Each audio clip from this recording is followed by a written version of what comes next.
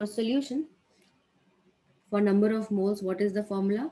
Given mass divided by molar mass. यहाँ पे हमारे पास हम किसकी बात करेंगे? ग्राम एटॉमिक मास, बिकॉज हम ग्राम मॉलिकुलर मास, क्योंकि हम मॉलिक्यूल की बात कर रहे हैं तो ग्राम मॉलिकुलर मास लेंगे, ठीक है। तो गिवन मास हो जाएगा आपके पास 200 ग्राम्स, और CaCO3 का जब आप मोलर मास निकालोगे तो टोटल वैल्यू निकल के क्या आएगी? 100, है ना। कैल्शियम का मोलर मास कितना होता है? 40, कार्बन का होगा 12, देन यू हैव, हम निकाल लेते हैं CaCO3। तो कैल्शियम का मोलर मास होता है 40 प्लस कार्बन का हो गया 12 प्लस 3 इंटू 16, टोटल हो जाएगा 100। तो इसको हम डिवाइड कर देंगे 100 ग्राम से, तो ये हो गया आपके पास कैंसल, और your answer will be 2 moles. Next बोल रहा है आपको निकालना है calculate the number of molecules. तो मैंने आपको अभी बताया कि नंबर ऑफ मॉलिक्यूल्स निकालने के लिए क्या करोगे आप, कि 1 मोल में Na नंबर ऑफ मॉलिक्यूल्स होगा, है ना। और आपके पास मोल्स कितने हैं? 2 मोल्स। तो 2 मोल्स में कितना हो जाएगा? 2 इंटू Na। और या फिर आप डायरेक्टली भी फॉर्मूला लगा सकते हो, ये वाला जो आपको बताया। किसी भी चीज़ का नंबर ऑफ एटम्स या मॉलिक्यूल्स निकालने के लिए n इंटू एवोगाड्रोज नंबर करते हैं। ओके, तो ये तो हो गया आपका फर्स्ट पार्ट के लिए। Now second part of the question बोल रहा है also calculate the number of atoms of calcium, carbon and oxygen. अब आपको इनके नंबर ऑफ एटम्स निकालने हैं, ठीक है। अब अगर मैं बात करूं, 1 molecule of CaCO3, 1 molecules of CaCO3 में कितना कैल्शियम है? 1 कैल्शियम है, 1 कार्बन है, और 3 ऑक्सीजन है। Is that clear? इतनी बात समझ में आई? एक कैल्शियम कार्बोनेट का मैं मॉलिक्यूल ले रही हूँ, तो मेरे पास कितना है? एक कैल्शियम हो गया, एक कार्बन हो गया, और 3 ऑक्सीजन हो गया। तो इसका मतलब है कि अगर मेरे पास 1 मोल ऑफ CaCO3 है, ठीक है, एक मॉलिक्यूल में एक, तो 1 मोल में कितना होगा? 1 मोल ऑफ कैल्शियम, है ना। 1 मोल ऑफ कैल्शियम होगा। तो क्वेश्चन में टोटल मोल्स कितने हैं हमारे पास इस मॉलिक्यूल के? 2 मोल्स में कितने नंबर ऑफ मॉलिक्यूल्स है? This is your total number of molecules of CaCO3। वो कितना है? 2 इंटू Na। तो 2 इंटू Na के लिए कितने नंबर ऑफ कैल्शियम हो जाएगा? 2 into Na number of calcium. ये बात समझ में आई सबको? क्लियर है? सॉल्व करने का जरूरत नहीं है, डायरेक्टली भी इस फॉर्म में लिख सकते हो। अब सेम बात है मेरे पास कि अगर एक मॉलिक्यूल में एक कार्बन है तो मैं कितना भी ले लूं, सो या फिर मैं लिख सकती हूँ 1 मॉलिक्यूल हैज 1 कार्बन। तो फिर 2 इंटू Na मॉलिक्यूल्स, कितने कार्बन हो जाएंगे? 2 इंटू Na कार्बन्स। बस, ये हो गया नंबर ऑफ कार्बन्स। अब हम ऑक्सीजन की बात करते हैं। अगर मैं 1 मॉलिक्यूल CaCO3 का ले रही हूँ तो उसमें कितने ऑक्सीजन है? 3 ऑक्सीजन। तो अगर मैं 2 इंटू Na मॉलिक्यूल्स ले रही हूँ तो कितना हो जाएगा? 3 into 2 into Na oxygen, which is going to be 6 Na oxygen atoms. Is this clear to everyone? Let me know. Not Adnan, not only 6 into Na, ध्यान रखना है। समझ में आया सबको? रेज योर हैंड जल्दी से।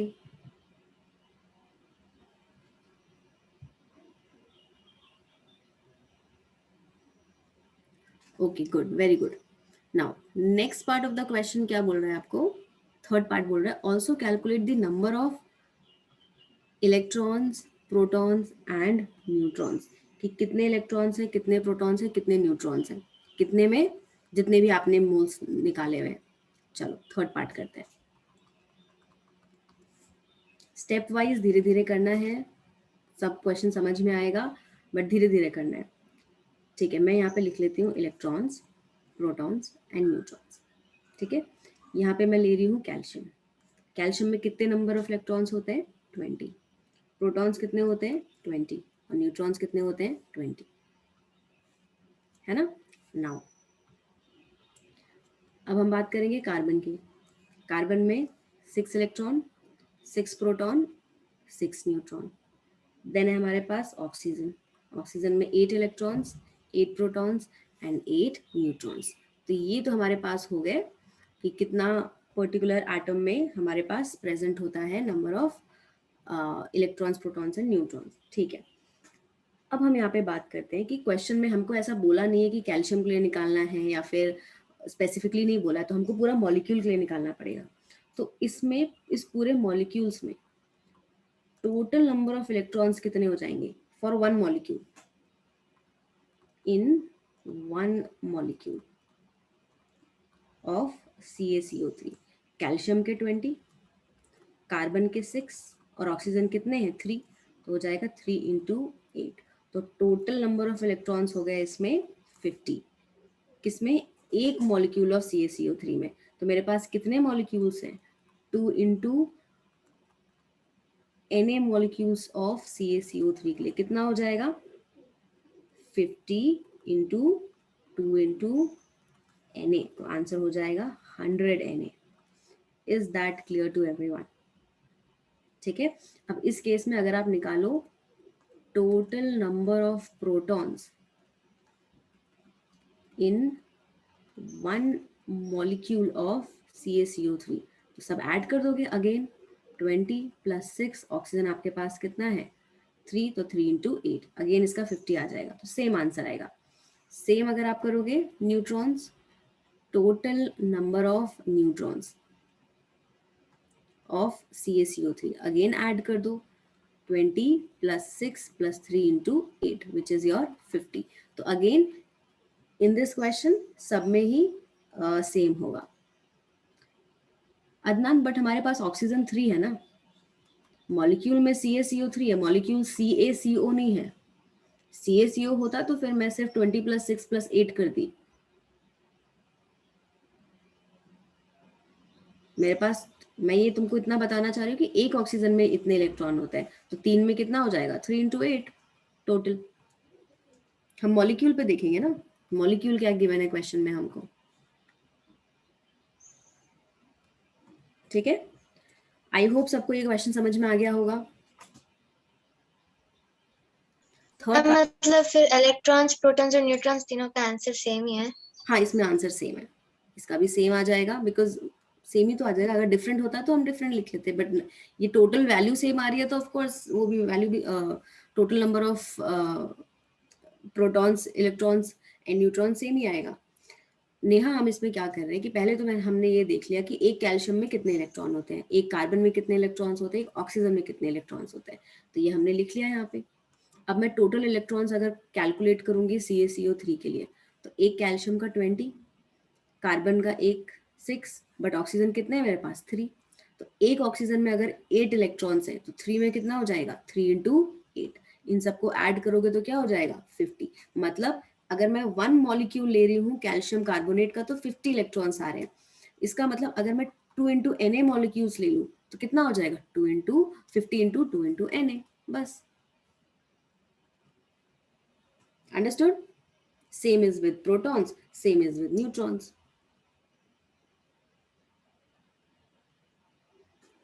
ओके,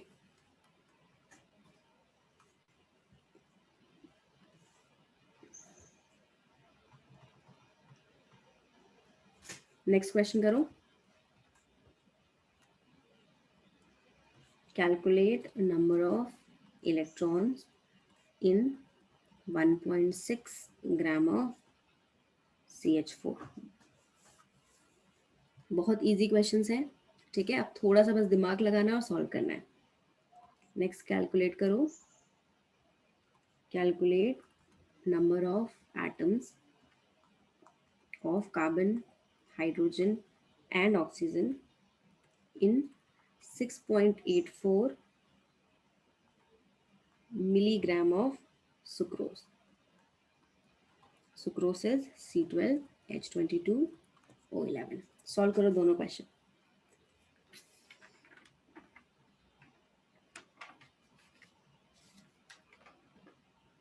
फिजिकल केमिस्ट्री है बेटा, है ना, तो थ्योरेटिकल पोर्शन कम ही होंगे आपका, बस फॉर्मूला होगा और फॉर्मूला के बाद you just have to solve different different types of questions.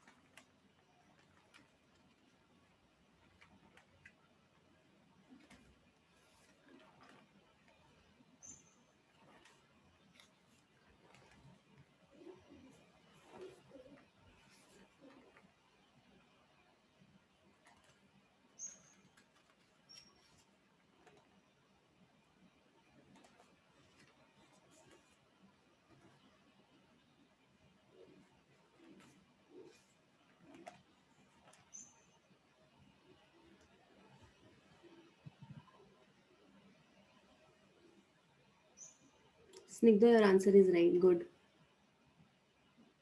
Try करो संप्रिता, सोचो कैसे करना है, कहाँ यूज होगा 1.6 ग्राम का। मुझे नंबर ऑफ इलेक्ट्रॉन्स निकालने हैं, तो नंबर ऑफ इलेक्ट्रॉन्स में कैसे निकालूंगी 1.6 ग्राम्स में, सोचो। I will tell anyways. Samarth correct है आंसर, गुड।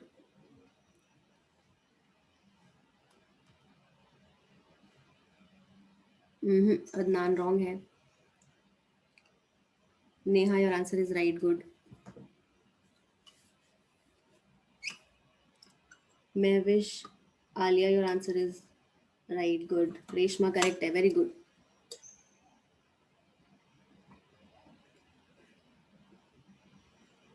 चलो देखो, जिनका क्वेश्चन 1 हो गया और मैंने उनको बोल दिया कि उनका आंसर राइट है, they can start doing the second question. तब तक मैं फर्स्ट क्वेश्चन डिस्कस कर रही हूँ। देखो,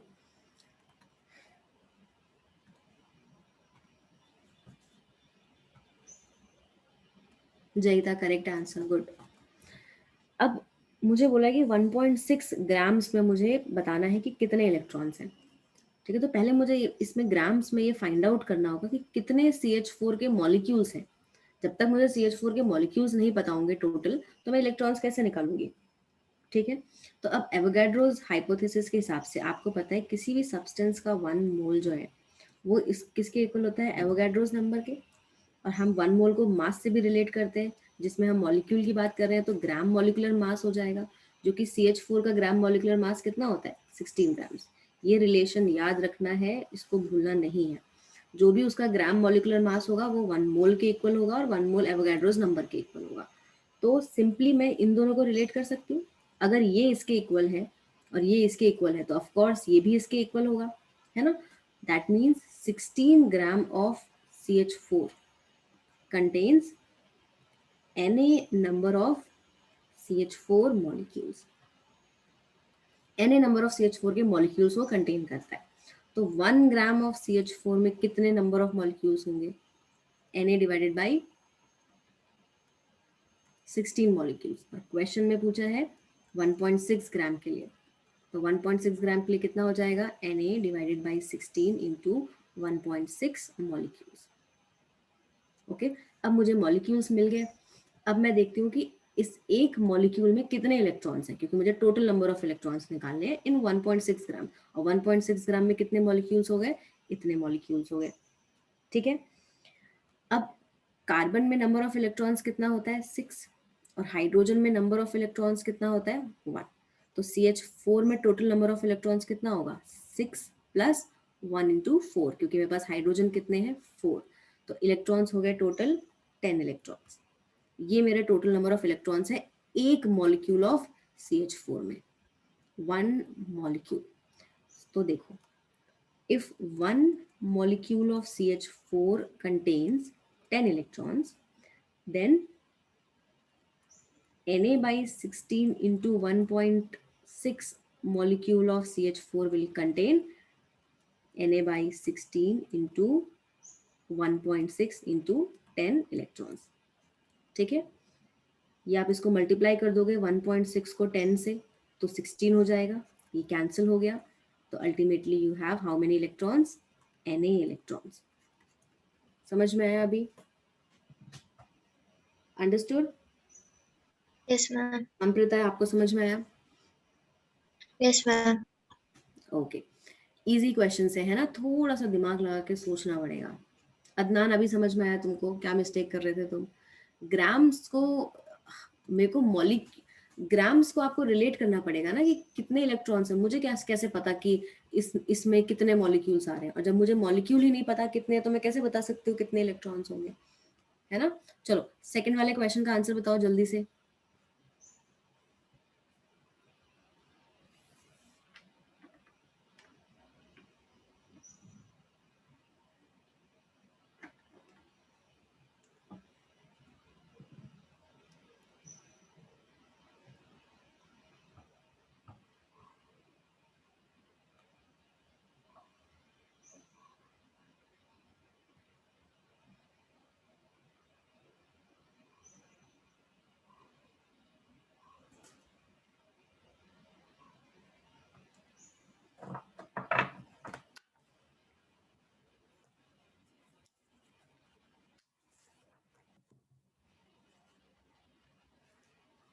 चलो मैं डिस्कस कर रही हूँ, है ना?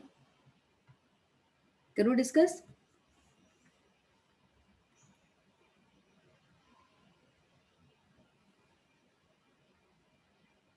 Adnan, which second question? That I am anyways going to discuss. Questions तो सारे डिस्कस होंगे क्लास में. So, लिख लो. We will discuss every question in the class. Don't worry. इसको क्वेश्चन नंबर 1 कर लेते हैं. Question number 2. Question number 3. चलो आई एम डिस्कसिंग. ठीक है, डिस्कस कर रही हूँ. क्वेश्चन आपको ये बोल रहा है कि कैलकुलेट द एटम्स, मतलब आपको बताना है कितने कार्बन प्रेजेंट है, कितने हाइड्रोजन प्रेजेंट है एंड कितने ऑक्सीजन प्रेजेंट है. ठीक है, इन 6.84 मिलीग्राम्स ऑफ सुक्रोज. नाउ सबसे पहले कभी भी इस टाइप का क्वेश्चन आए, ठीक है, तो आपको पता होना चाहिए कि अगर मेरे को एटम निकालना है, तो अगर मुझे सिर्फ ये पूछे कि 1 मॉलिक्यूल ऑफ C12H22O11 में कितने कार्बन है, 12, कितने हाइड्रोजन है, 22, और कितने ऑक्सीजन है, 11 अगेन. ठीक है, ये मेरे पास 1 मॉलिक्यूल के लिए है और यहाँ पे ग्राम्स में गिवन है. तो मुझे ग्राम्स में पता ही नहीं है कितने मॉलिक्यूल्स प्रेजेंट, तो मैं कैसे बताऊंगी कि कितना कार्बन है? तो पहले मुझे इस ग्राम को समहाउ कन्वर्ट करना है मॉलिक्यूल्स में कि कितने मॉलिक्यूल्स हैं. अब हम कैसे कर सकते हैं? सबसे पहले ये मिलीग्राम्स में गिवन है, इसको कन्वर्ट करो ग्राम्स में. ठीक है, तो 6.84 milligrams will be equal to 6.84 into 10 raised to the power minus 3 grams. है ना? अब ये ग्राम्स और मिलीग्राम्स का रिलेशन अगर नहीं पता है तो फिर इट्स वेरी बैड, है ना? ये पता होना चाहिए. नाउ इतने मेरे पास ग्राम्स प्रेजेंट है. Given mass divided by molar मास निकाल लो. ठीक है, मैंने आपको इसका मोलर मास एग्जांपल में भी करवाया था. तो सुक्रोज का मोलर मास होता है 342. तो यहां से निकाल लो मोल्स. ठीक है, मोल्स निकालोगे तो कितना आ जाएगा? Given mass 6.84 into 10 raise to the power minus 3 grams divided by molar mass कितना है? 342 ग्राम्स. ठीक है, 342 2 इज 684. तो इसको सॉल्व करोगे तो you will have 2 into 10 raise to the power minus 5 moles. ठीक है, मोल्स निकल गए. अब मुझे ये पता है कि एक मोल में Na मॉलिक्यूल्स होंगे of C12H22O11. That means for 2 into 10 raised to the power minus 5 moles, you will have how many number of molecules? 2 into 10 raised to the power minus 5 multiplied by Na molecules of C12H22O11. ठीक है, अब मुझे number of molecules मिल गए तो मैं निकाल सकती हूँ. 1 molecule of C12H22O11 okay contains, अगर कार्बन की बात करें तो कितने कार्बन है? 12. तो फिर 2 into 10 raised to the power minus 5 into Na molecules of will have how many carbons? 12 into 2 into 10 raised to the power minus 5 into Na. Is that clear? समझ में आया सबको? तो ये कितना हो गया? 12 2 ज़ा 24 into 10 raise to the power minus 5 into Na. अब क्वेश्चन में किस फॉर्म में गिवन है उस फॉर्म में आप निकाल सकते हो. अगर पूरा सॉल्व करके दिया हुआ है तो Na की वैल्यू लिखो और सॉल्व करो, और अगर Na के फॉर्म में दिया है तो यहीं पे स्टॉप हो जाओ. Let me just tell me ये चीज समझ में आई सबको या नहीं?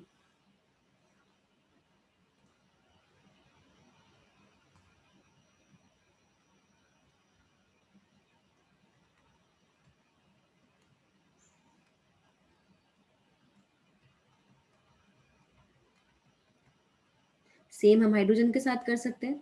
हाइड्रोजन के लिए 1 molecule of C12H22O11 have how many hydrogen? 22. तो इतने में कितना हो जाएगा? मल्टीप्लाई कर दो 22 से, तो हो गया 44 into 10 raise to the power minus 5 into Na. एक molecule of sucrose has 11 oxygen. That means this much will have how many? 11 से मल्टीप्लाई कर दो, तो this will become 22 into 10 raise to the power minus 5 into Na। ठीक है, तो आप यहाँ पे मोल्स निकाल के भी कर सकते हो। ठीक है, टेल मी, सबको समझ में आया? Raise your hand. और किसी को कोई भी डाउट है, कोई भी कंफ्यूजन है, आस्क मी।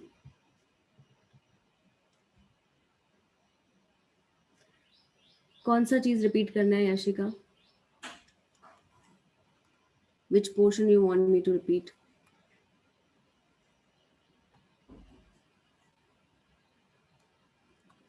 स्टार्टिंग में बेटा आपको क्वेश्चन में मिलीग्राम्स गिवन है, मिलीग्राम्स को पहले तो ग्राम्स में कन्वर्ट करो। ठीक है, अब आप इसके मोल्स निकाल लो, given mass divided by molar mass, तो आपको मोल्स नहीं मिल गए। जब मोल्स मिल गए तो आप नंबर ऑफ मॉलिक्यूल्स बता सकते हो, क्योंकि 1 मोल में Na मॉलिक्यूल्स होते हैं, तो जितना भी आपने कैलकुलेट किया उसमें कितने मॉलिक्यूल्स होंगे, मल्टीप्लाई कर दो उससे, बस। है ना, इजी तो है। Okay, now let's do 1 more question. ठीक है, जितना प्रैक्टिस करोगे बेटा उतना ही एक्चुअली क्वेश्चंस जो है वो सॉल्व कर पाओगे। ठीक है, चलो नेक्स्ट करो।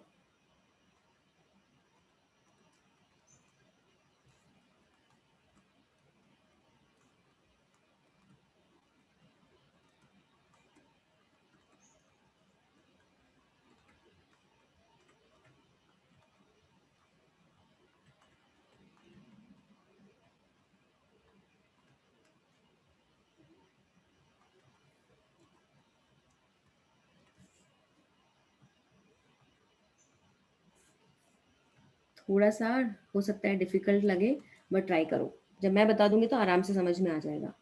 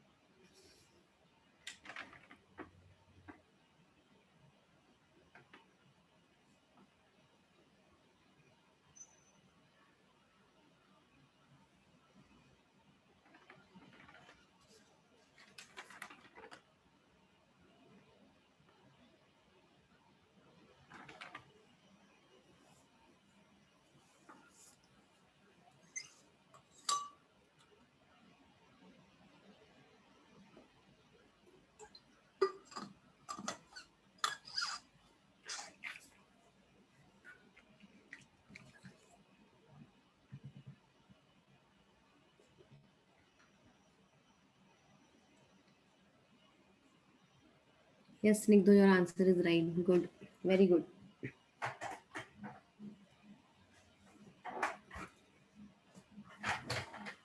जिनसे नहीं बन रहा तो ऐसे डिसहार्टेंड नहीं होना है। Okay, it's very easy. जैसे ही आप फेमिलियर हो जाओगे ना, जैसे जैसे चैप्टर में हम आगे बढ़ेंगे, ये these questions will seem very easy to you people.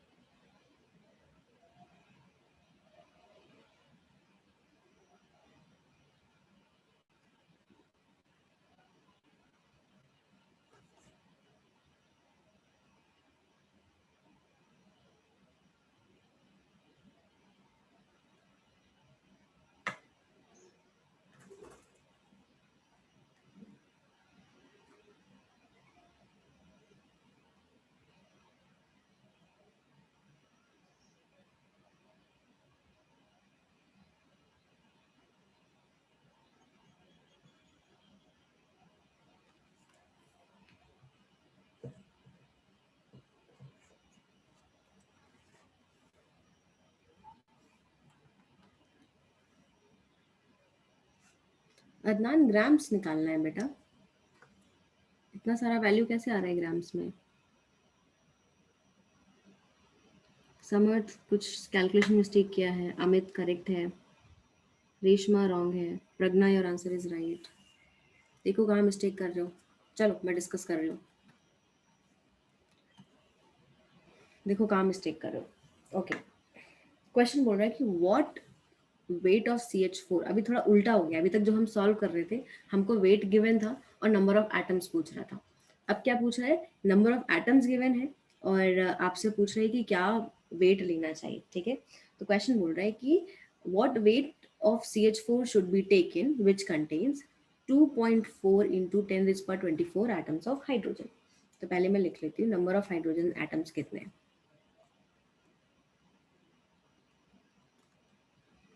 2.4 into 10⁻24, ये आपके पास नंबर ऑफ हाइड्रोजन एटम है, ये टोटल है, टोटल नंबर। हमको नहीं पता कि कितने मॉलिक्यूल्स हैं, बट इतने हाइड्रोजन एटम्स उसमें प्रेजेंट है। तो वन मॉलिक्यूल ऑफ CH4 में, वन मॉलिक्यूल ऑफ CH4 में कितने हाइड्रोजन एटम्स हैं? 4 hydrogen atoms. Okay, so one molecule of CH4 contains this much number of hydrogen atoms. तो अगर मुझे नंबर ऑफ मॉलिक्यूल्स निकालने हैं CH4 के, तो मैं क्या करूंगी? Number of molecules of CH4 क्या करना चाहिए मेरे को?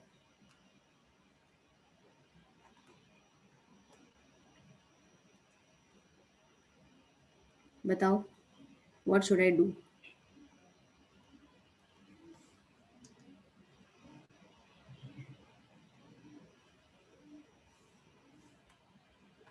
कुछ समझ में नहीं आ रहा। अब देखो मेरे पास ये टोटल, हाँ जयता करेक्ट है, गुड। मेरे पास टोटल ये एक बड़ा सा स्क्वायर है, ठीक है, ये पूरा स्क्वायर है और इस स्क्वायर का एरिया जो है वो है मेरे पास 9 सेंटीमीटर स्क्वायर। ठीक है, 9 सेंटीमीटर स्क्वायर। ध्यान से सुनो, पूरा ये स्क्वायर है जिसका एरिया है 9 सेंटीमीटर स्क्वायर, और ये जो एक छोटा सा बॉक्स है उसका एरिया है 1 सेंटीमीटर स्क्वायर। ठीक है, मतलब ये 1 होगा, ये 1 होगा। ठीक है, ये टोटल 3 है, ये टोटल 3 है। अब मैं अगर आपसे पूछूं कि मैं कितने बॉक्सेस यहाँ पे अरेंज करूं कि ये सारा का सारा एरिया 9 सेंटीमीटर स्क्वायर का कवर हो जाए, अगर मुझे वो बॉक्स के नंबर निकालने हैं तो मैं क्या करूंगी? 9 centimetre square divided by 1 centimetre square, that means मैं कितने बॉक्सेस लूंगी? 9 बॉक्सेस या फिर 9 स्क्वायर। आपको 9 दिख रहा भी है, 1 2 3 4 5 6 7 8 9। बात समझ में आई? क्लियर है कि नहीं है ये चीज? तो अब अगर मेरे पास इतने number of total hydrogen atoms है और एक मॉलिक्यूल में मेरे पास 4 हाइड्रोजन एटम्स है, तो मुझे अगर टोटल मॉलिक्यूल्स निकालने के कितने CH4 के मॉलिक्यूल्स होंगे, तो क्या हो जाएगा? 2.4 into 10⁻24 डिवाइडेड बाई 4, है ना? तो आंसर कितना हो जाएगा? इसको आप डिवाइड करोगे तो समवेयर अराउंड 6 into 10⁻23 मॉलिक्यूल्स। ठीक है, अब मेरे पास मॉलिक्यूल्स निकल के आ गए और मेरे को क्या निकालना है? मास। ठीक है, मॉलिक्यूल्स निकल के आ गया, मुझे निकालना है मास। तो गिवन नंबर ऑफ मॉलिक्यूल्स, तो मैं मोल्स निकाल लेती हूँ। मोल्स के लिए क्या फॉर्मूला बताया था? Given number of molecules divided by Avogadro's number. तो गिवन नंबर कितना है? 6 into 10⁻23 divided by Avogadro's number कितना होता है? 6.023 into 10⁻23। अप्रॉक्सीमेटली इसको 6 मान लेते हैं, तो सब कैंसिल होके मोल्स कितना आ गया? 1 मोल्स। ठीक है, अब मेरे को मास निकालना है, तो मास और मोल्स का क्या रिलेशन है? Moles is equal to given mass divided by molar mass. Moles मेरे पास ऑलरेडी गिवन है, कितना आ गया? 1। गिवन मास मुझे निकालना है क्वेश्चन में, मोलर मास CH4 का कितना होता है? 16। तो यहाँ से गिवन मास कितना निकल के आ गया? 16 ग्राम्स। क्लियर है सबको? समझ में आया?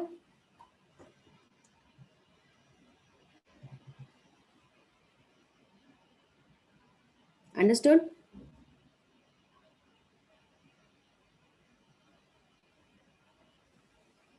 तो हम कैसे जा रहे हैं? उल्टा जा रहे हैं। उस केस में हम कैसे आए थे? क्वेश्चन में आपको वेट दिया था, नंबर ऑफ एटम्स पूछ रहा था। अब नंबर ऑफ एटम्स गिवन है तो पहले मैंने एटम्स से क्या निकाले? मॉलिक्यूल्स। मॉलिक्यूल जैसे ही मुझे पता चल गया मैंने मोल्स निकाल लिया। अब मैं मोल से मोलर मास को मल्टीप्लाई कर दूंगी तो मुझे गिवन मास मिल जाएगा। ठीक है, वेरी सिंपल।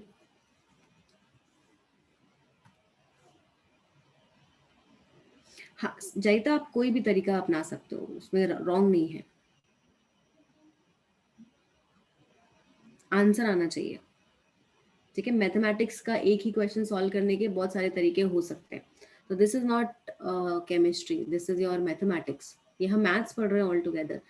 कॉन्सेप्ट इसमें सिर्फ मोल्स का ही है, बाकी तो आप मैथ्स कर रहे हो ना। यहाँ पे केमिस्ट्री कहाँ है?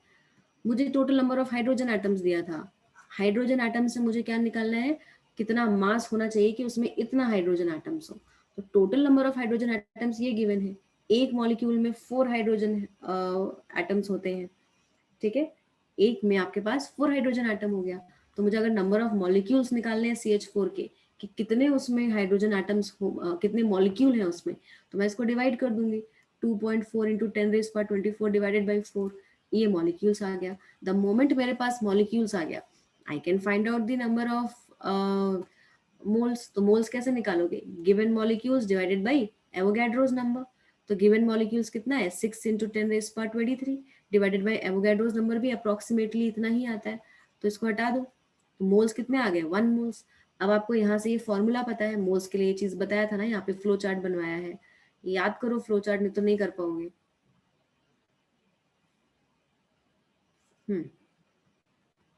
यहाँ पे ये बताया ना आपको, दिस वन क्या है? Number of moles is equal to given mass divided by molar mass. तो मोल्स तो मेरा निकल गया 1 मोल, और गिवन मास मुझे निकालना है। और मोलर मास CH4 का कितना होता है? 16। तो W की वैल्यू कितनी हो जाएगी? 1 इंटू 16, दैट मीन्स 16 ग्राम्स। है ना? आप समझ में आया?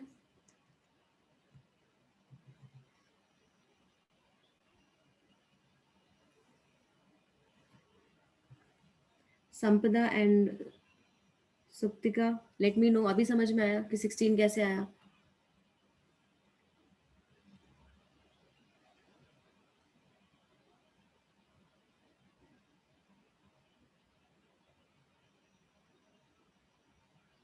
संपदा आपको समझ में आया?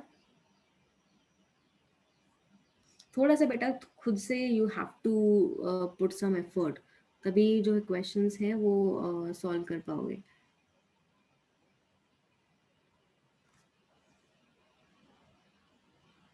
संपदा has not responded, I don't know Sampada को समझ आया नहीं आया।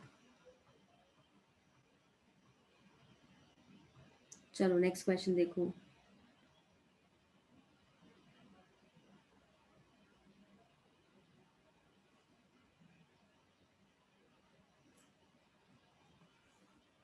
समर्थ your answer is right for second one. Pragya correct है सेकंड के लिए। जॉन जो आपने निकाला है शायद वो मोल्स निकाले हैं, मोल्स को ग्राम्स में कन्वर्ट करो। क्वेश्चन में क्या पूछा है? ग्राम्स पूछा ना। चलो देखो, क्वेश्चन बोल रहा है calculate the mass of glucose required to contain 7.2 into 10⁻26 atoms of oxygen, similar as earlier one. जैसा पहला वाला क्वेश्चन है वैसा ही है, बट हम दूसरा एटम ले रहे हैं। ठीक है, तो मुझे पता है कि total number of oxygen atoms कितने हो गए? 7.2 इंटू 10⁻26 एटम्स। ध्यान से देखो, जिसको पहला क्वेश्चन समझ में नहीं आया दूसरे में आ जाएगा। और मुझे ये पता है कि 1 molecule of oxygen atom contains, sorry 1 molecule of glucose, sorry 1 molecule of glucose. Glucose का एक मॉलिक्यूल ले लें तो फॉर्मूला क्या होता है? C6H12O6। तो एक मॉलिक्यूल में कितने ऑक्सीजन होंगे? 6 ऑक्सीजन। ठीक है, तो अब मुझे अगर निकालने हैं number of molecules of glucose, तो आंसर क्या हो जाएगा, जो भी total number of oxygen atoms है divided by 6. Okay, which will be और 1.2 into 10 raised to the power 26 molecules of glucose. अब ग्लूकोज के मॉलिक्यूल्स आ गए, यहाँ से मोल्स निकालो. मोल्स कैसे निकालोगे, given number of molecules,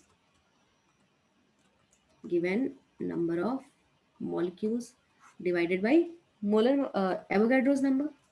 2 moles के फॉर्मूले बताए हैं. गिवन नंबर ऑफ मॉलिक्यूल्स कितना है, 1.2 into 10 raised power 26. Avogadro number कितना होता है, 6 into 10 raised power 23 ले लो, सो दैट कैलकुलेशन इजी हो जाए. तो ये हो जाएगा 200 मोल्स. तो मोल्स निकाल लिया आपने. अब मोल्स को आपको ग्राम्स में करना है. तो आपको ये पता है मोल्स का दूसरा फॉर्मूला, दोनों ही मोल्स के फॉर्मूला यूज हो गए. Moles is equal to given mass divided by molar mass. Moles कितने हैं, 200 moles, which is equal to, ये आपको निकालना है, मोलर मास कितना होता है आपके पास ग्लूकोज का, 180 ग्राम्स. तो W क्या हो जाएगा, इसको यहाँ पे लेके जाओ.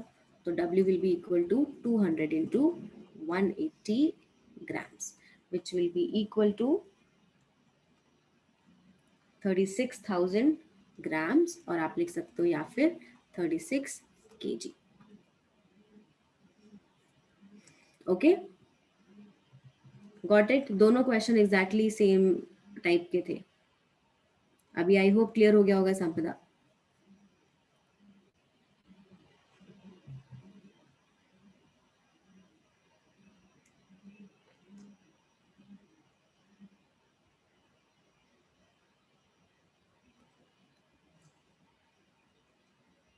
यश, मोलर मास है, फॉर्मूले में ऊपर देखो ना, molar mass.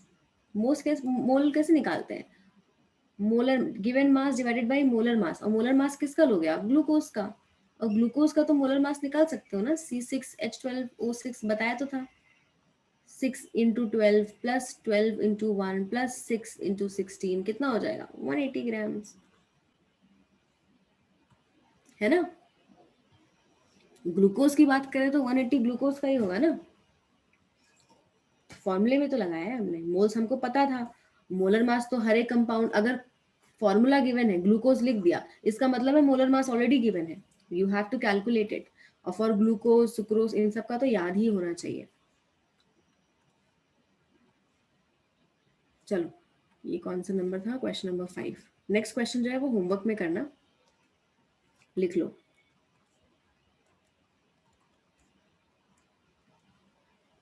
Calculate total number of oxygen atom in a container which contains 110 grams of CO2, 96 grams of O3, 90 grams of H2O, 160 grams of SO3 and 342 grams of sucrose. ठीक है. और second part है इसी question का, what should be the mass of glucose which contains same number of oxygen atoms as in the above part. ठीक है, above part में जितने भी ऑक्सीजन एटम आए हैं फॉर ग्लूकोज, वो आपको देखना है.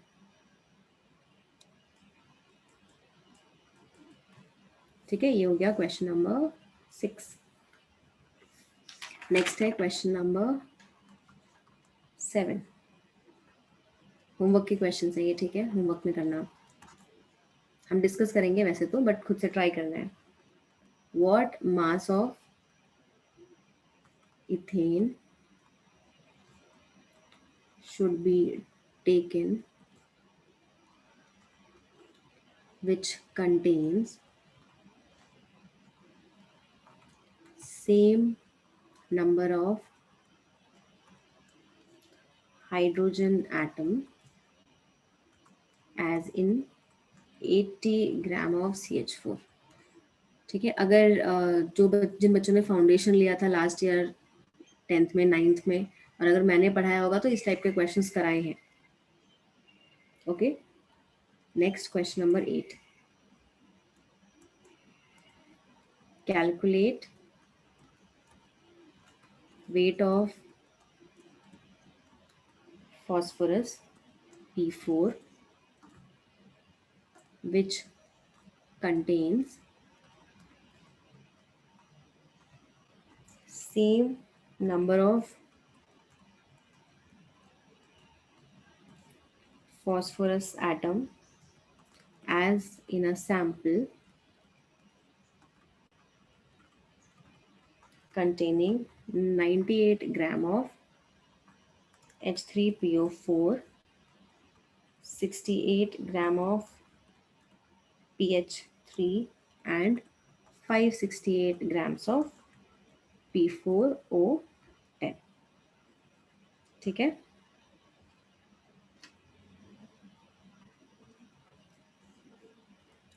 question number 9, from 22 grams of CO2, 3 into 10 raised to the power 22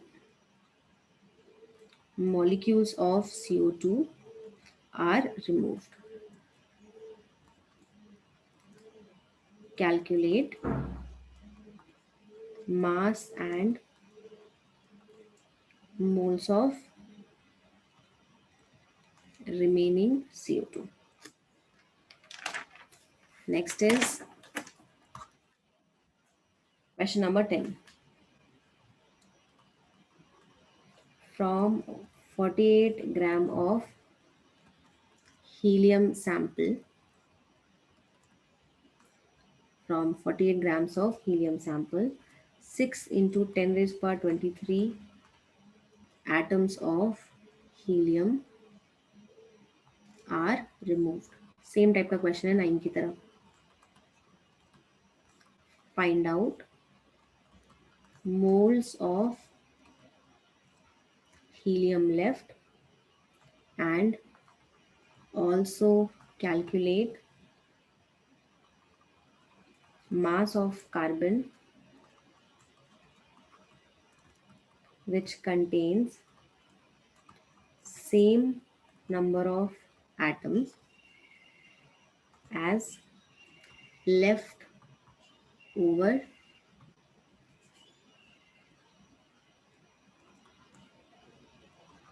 in the sulfur।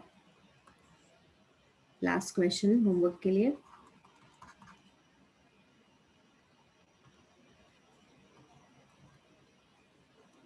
calculate mass of Glauber's salt Na2SO4.10H2O। इसको ग्लोबर सॉल्ट बोलते हैं, याद कर लेना, आगे कई जगह सुनने को मिलेगा। removed required which contains 180 gram of water of crystallization। Write down these questions. All these questions, don't worry, we will discuss in next class for sure, but अभी आपको खुद से लेकिन ट्राई करना है सारे।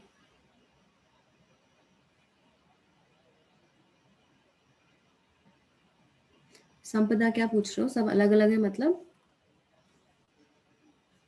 क्वेश्चंस तो सारे अलग अलग ही होंगे ऑफ कोर्स, डिफरेंट टाइप्स के क्वेश्चन दिए हैं सो दैट आप लोग वो कर पाओ, क्या कहते हैं, हर टाइप का क्वेश्चन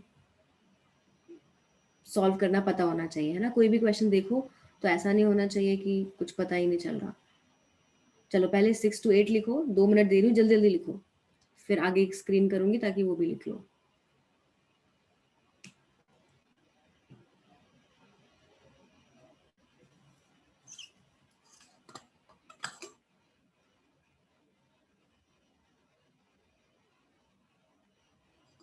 अच्छा, फिजिकल केमिस्ट्री में जब भी आप क्वेश्चंस पढ़ोगे ना बेटा, पहली बात तो भले ही आप क्वेश्चन सॉल्व ना कर पाओ, ठीक है, वो अलग बात होगी, बट क्वेश्चन में गिवन क्या क्या है और पूछ क्या क्या रहा है, ये चीज़ पता होना बहुत ज़रूरी है, ठीक है। इट डज़ नॉट मैटर आप सॉल्व कर पाए या नहीं कर पाए, क्वेश्चन का मीनिंग ऐसा नहीं होना चाहिए कि क्वेश्चन का मीनिंग ही समझ में नहीं आ पा रहा है, सॉल्व नहीं कर पा रहे हो अलग बात है, ये चीज़ें गिवन है, this is what you have to find out, this you should know. And ये समझने के लिए क्वेश्चन अगर एक बार में समझ में नहीं आ रहा तो पढ़ो उसको 2-3 बार, 4 बार, 5 बार, लैंग्वेज ही तो है, इंग्लिश लैंग्वेज है, बस वही तो समझना है। तो just read the question 4 to 5 times if you're not understanding the question by reading once। छोड़ना नहीं है कि ये मेरे को आ ही नहीं रहा। स्टार्टिंग का जो चैप्टर है वो थोड़ा सा डिफिकल्ट लग सकता है, ऑल्दो ये आगे पढ़ोगे तो सबसे आसान चैप्टर लगेगा, बट अभी it might, you might be, some of you might be finding it a little bit of difficult, but once you will be familiar to these types of questions, बहुत आसानी से you will be able to solve these questions, ठीक है। तो disheartened नहीं होना है, थोड़े से फेमिलियर हो जाओगे, जब तक ये चैप्टर खत्म होने वाला होगा तब तक सब समझ में आ जाएगा, तो थोड़ा सा पेशेंस रखो बस, और जो जितना बता रही हूँ उतना समझते रहो, लाइक वो तुमको प्रॉपरली समझ में आना चाहिए।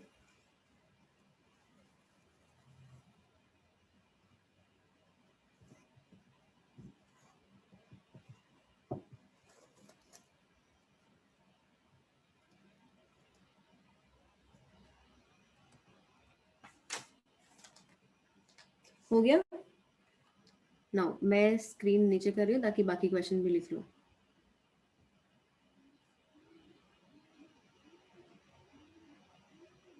चलो जल्दी से लिख लो।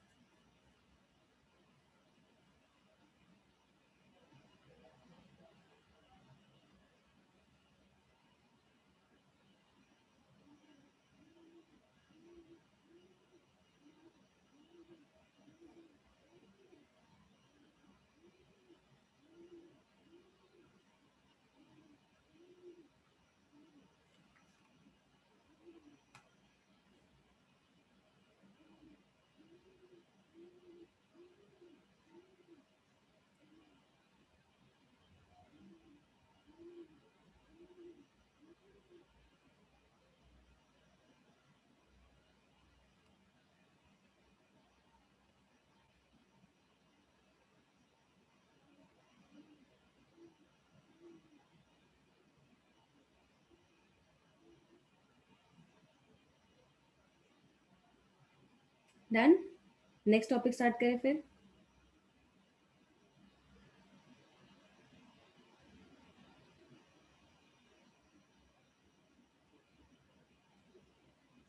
चलो, आई होप हो गया होगा।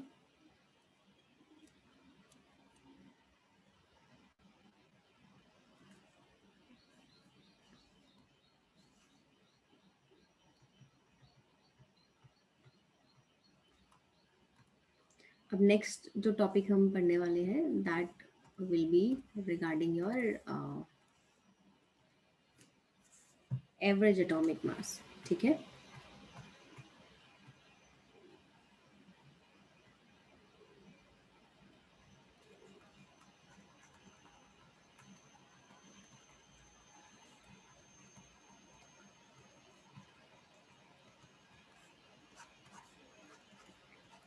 ठीक है, एटॉमिक मास का डेफिनेशन क्या होता है जल्दी से बता दो। एटॉमिक मास का डेफिनेशन क्या होगा?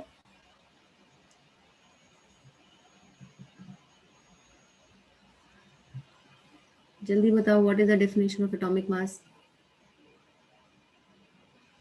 तो एटम्स का मास तो होगा ही of course, but how we calculate the mass of atom?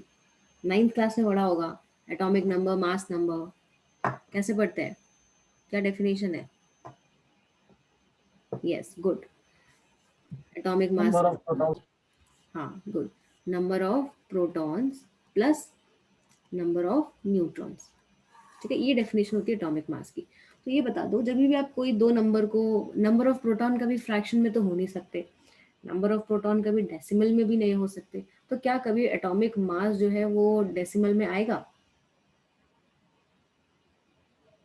क्या कभी एटॉमिक मास डेसिमल में आएगा? बताओ।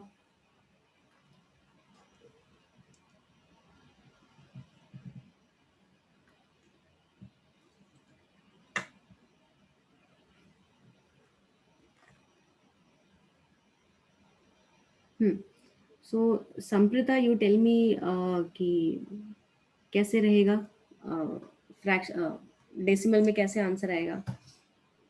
मैम उसके आइसोटोप्स होते हैं तो वो एक उसके बीच का नंबर लेते हैं यस, शायद। आपने 9th क्लास में भी ये पढ़ा होगा, और एग्जाम में अवंती में जिन्होंने एडमिशन लिया था उनको ये एग्जाम में क्वेश्चन भी आया था कई बार, है ना? तो सॉरी, क्योंकि हमारे पास नेचर में कुछ आपके पास एटम्स ऐसे हैं जिनका सिर्फ एक आइसोटोप नहीं है, मतलब एक ही एटम वो प्रेजेंट नहीं है, उसके आइसोटोप्स भी प्रेजेंट है। जैसे मैं ले लूँ boron, I have here boron. Boron का दो आइसोटोप एक्सिस्ट करता है, जिसमें एक केस में उसका एटॉमिक मास होता है 10 और दूसरे केस में उसका एटॉमिक मास होता है 11। एटॉमिक मास इसका 10 है, इसका मतलब है कि प्रोटॉन्स प्लस न्यूट्रॉन्स के रिस्पेक्ट में अगर हम बात करें तो बोरॉन के पास कितने नंबर ऑफ प्रोटॉन्स होते हैं? 5, तो न्यूट्रॉन्स भी कितना होगा? 5। बट जब 11 की बात हो रही है तो इसका मतलब है कि प्रोटॉन्स तो सेम रहेगा, क्योंकि number of protons is always equal to number of electrons.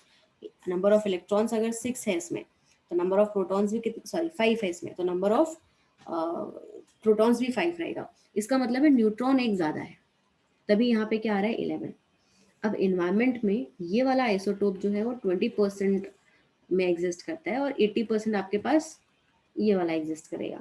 ठीक है, तो अब क्योंकि हमारे पास दो, एक ही एटम के दो एग्जिस्टेंस है, दो हमारे पास आइसोटोप गिवन है, तो हम उसका इंडिविजुअल का एटॉमिक मास नहीं लिख सकते, तब हम फाइंड आउट करते हैं उसका एवरेज एटॉमिक मास। ठीक है, तो इसके लिए हम लिख सकते हैं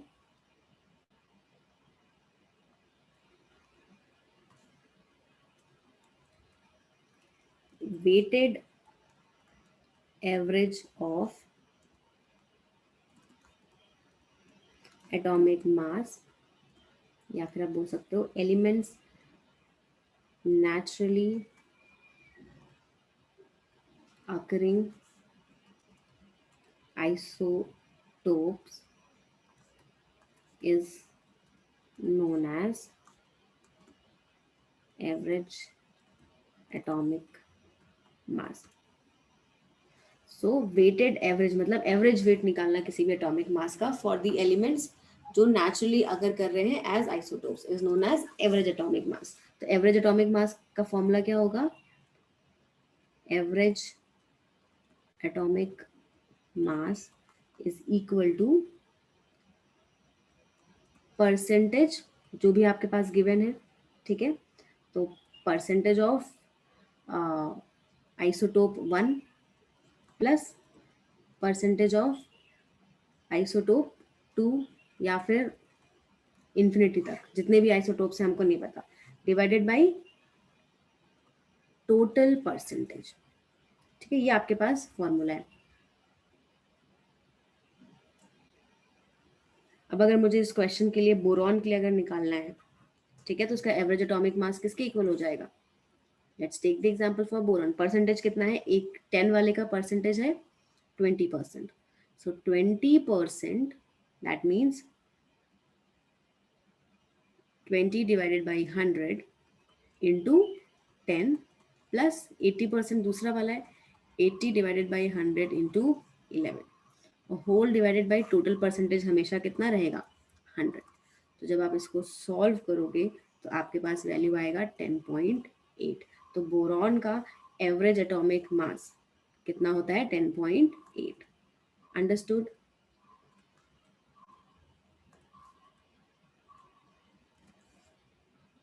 ऐसे ही आपको क्लोरीन के लिए भी निकालने को बोलता है। सेकेंड एग्जाम्पल हम क्लोरीन ले लेते हैं। क्लोरीन के 2 आइसोटोप हैं, एक होता है क्लोरीन 37 और दूसरा होता है क्लोरीन 35। इसका परसेंटेज होता है 25% और ये इन्वायरमेंट में प्रेजेंट होता है 75%। अब अगर मुझे इसका एवरेज एटॉमिक मास निकालना है,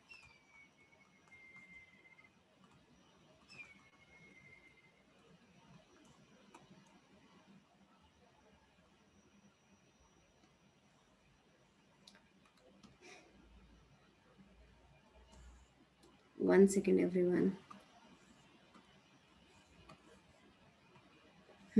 अब मुझे इसका एवरेज एटॉमिक मास निकालना है, तो क्या हो जाएगा? 25% ऑफ 37 वाला आइसोटोप प्लस 75% ऑफ 35 वाला आइसोटोप डिवाइडेड बाई 100। तो इसको जब आप सॉल्व करोगे तो आपके पास आंसर आ जाएगा 35.5। तो इसीलिए हम क्लोरीन का एटॉमिक मास कितना लेते हैं? 35.5, सिर्फ एक का कंसिडर नहीं करते। Is that clear to everyone?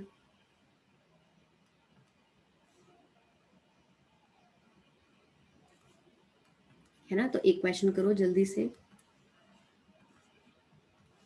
इसी कॉन्सेप्ट के बेस पे, just one question.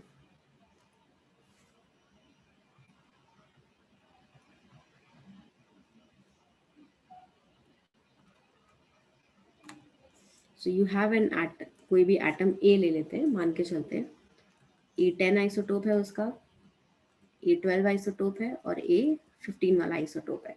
This is your 30%, this is your 20% and this is your 50%। तो आपको कैलकुलेट करना है एवरेज एटॉमिक मास। निकालो जल्दी से, बताओ आंसर कितना आ रहा है।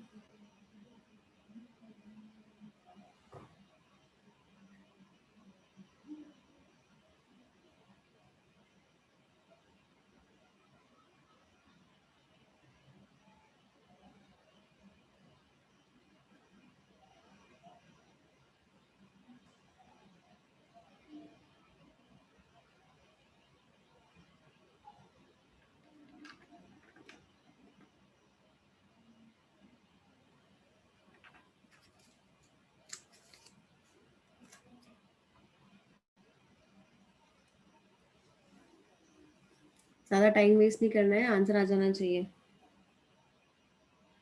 है ये क्या निकाला है अदनान? इतना कैलकुलेशन मिस्टेक कैसे कर सकते हो? कैलकुलेट करो ना ढंग से।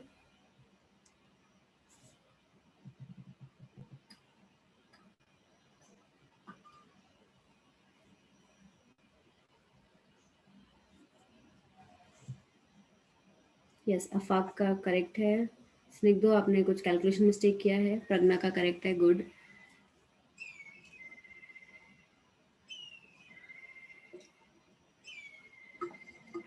परसेंटेज से मल्टीप्लाई करना है आइसोटोप को, डिवाइड कर देना है 100 से।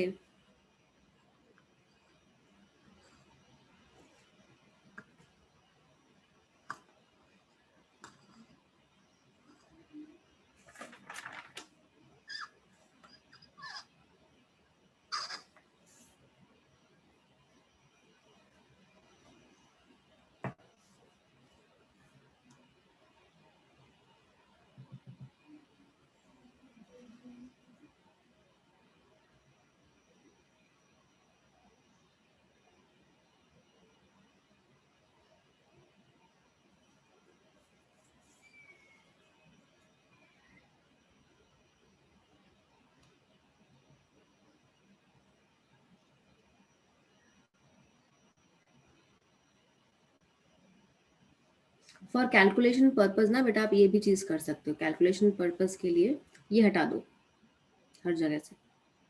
आपके उसमें नहीं तो फिर हर बार जीरो का गड़बड़ आएगा। ये हटा दो, सीधा परसेंटेज से मल्टीप्लाई करो।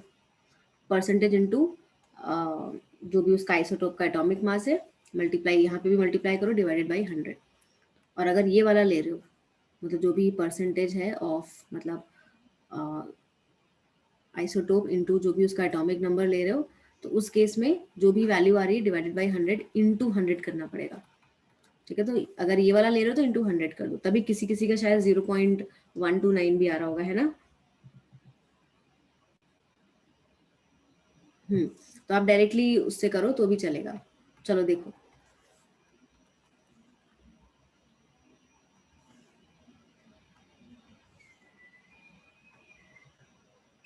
देखो इधर पता नहीं क्या ही कैलकुलेशन कर रहे हो। एवरेज एटॉमिक मास मुझे निकालना है, तो एवरेज एटॉमिक मास 30% 10 वाले आइसोटोप का है, 20% 12 वाले आइसोटोप का है, और 50% 15 बाय आइसोटोप का है, डिवाइडेड बाई 100। ठीक है, इसको सॉल्व करोगे, कैलकुलेशन आपको खुद से करना है, तो you will get the answer 12.9। ठीक है, अब अगर आपको ये चीज़ करना है, 30% of 100 of 10 plus 20% of 100 into 12 plus 50% of this thing divided by 15 whole divided by 100। तो इस जो भी आपका आंसर आएगा उसको आपको 100 से मल्टीप्लाई करना पड़ेगा, तब आपके पास यहाँ पे आंसर आ जाएगा 12.9। अदरवाइज इससे पहले आंसर आ रहा होगा 0.129। तो अगर इस तरीके से करना है तो 100 से मल्टीप्लाई करो, अदरवाइज डायरेक्टली इससे कर लो, जो आपको कंफर्टेबल लगे। ठीक है, समझ में आया? समर्थ, रेणुका, रेशमा, आपने करेक्ट किया है, 100 से मल्टीप्लाई करना है बस। प्रीति, यू ऑल्सो। ठीक है,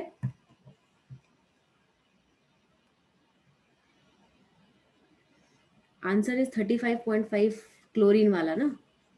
हाँ ठीक है, 12.9। अदनान अभी करेक्ट है। टेरेंस कैलकुलेशन मिस्टेक किया होगा बेटा, करेक्ट करो, 13.9 नहीं होगा, इट्स 12.9 ओनली।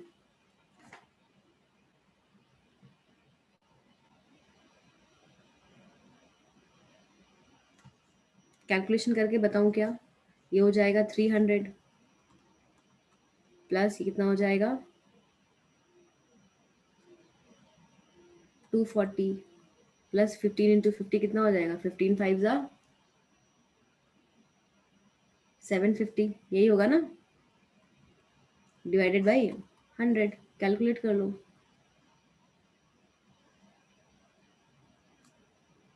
0.9 डिवाइडेड बाई 100, 12.9 ही तो आ रहा है। क्या गलत कर रहे हो? छोटे मोटे कैलकुलेशन खुद से करना पड़ेगा ना बेटा, ऐसे तो दिक्कत हो जाएगी। बिल्कुल कैलकुलेशन को ऐसे हल्के में लेके नहीं चलना है।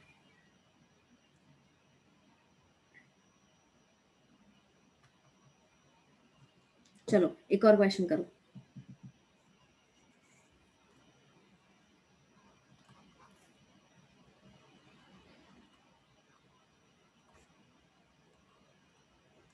Calculate atomic mass of a substance having two isotopes of atomic masses 470 and 600 AMU respectively.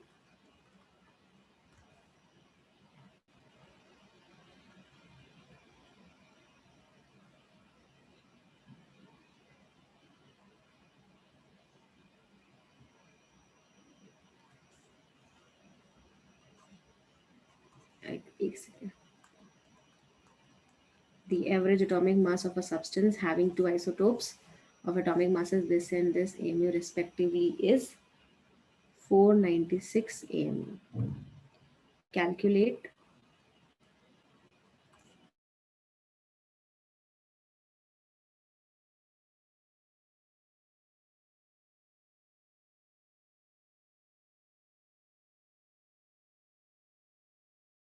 Atomic mass भी दिया हुआ है। ठीक है, अब आपको बताना है कि कितना परसेंटेज है। अच्छा, यहाँ पे ये वाला जो क्वेश्चन आपने सॉल्व किया, यहाँ पे एक चीज़ आप नोट डाल के लिख सकते हो कि जो एवरेज एटॉमिक मास होता है, okay, it is always closer to the isotope which is having higher percentage. तो लिख सकते हो average atomic mass is always closer to the isotope having higher percentage. Okay, और एवरेज एटॉमिक मास हमेशा जो लीस्ट है उससे ज्यादा और जो हाईएस्ट है उससे कम रहेगा. ठीक है, चलो ये क्वेश्चन करो. अब परसेंटेज पूछ रहा है, मैथ्स लगानी है, सब बाकी सब चीजें आपको आती ही हैं ऑलरेडी.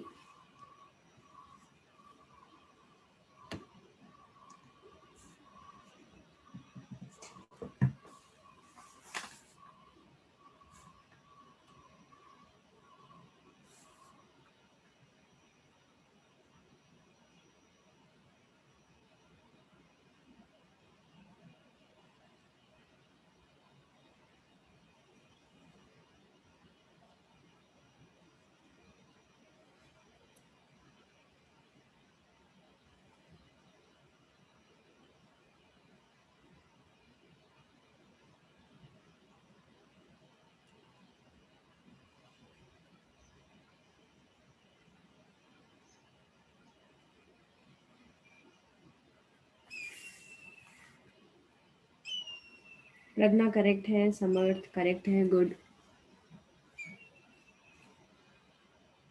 बाकी लोग भी करो.